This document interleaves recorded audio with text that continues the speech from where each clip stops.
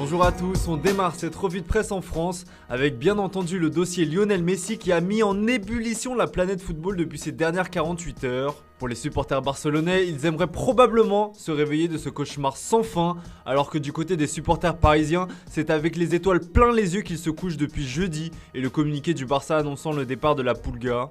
Comme le titre Le Parisien sur sa une, Messi à Paris c'est oui. Croyez-le ou non, le Paris Saint-Germain semble aujourd'hui en pole position pour recruter le sextuple Ballon d'Or. Une réunion entre les deux camps serait prévue demain pour finaliser les contours de cette incroyable opération.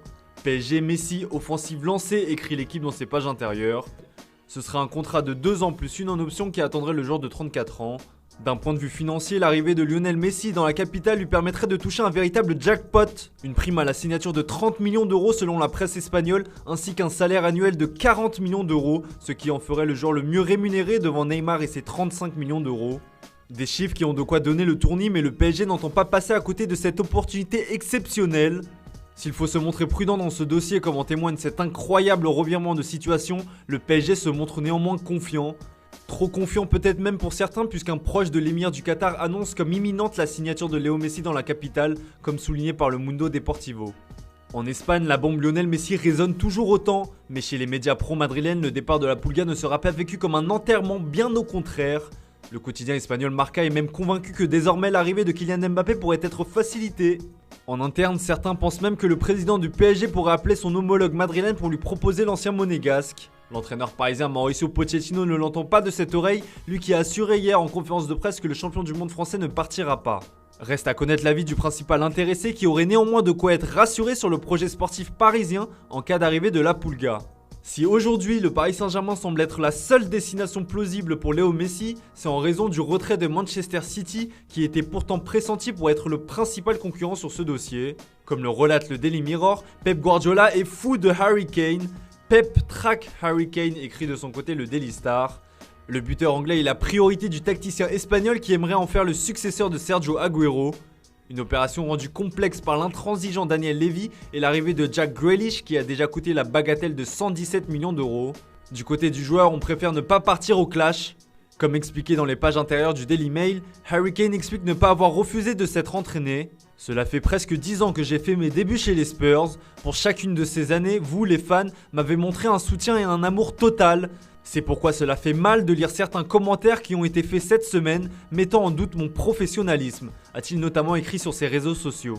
Un message qui a donc le mérite d'être clair. On prend la direction de l'Italie où le départ de Romelu Lukaku se précise de jour en jour.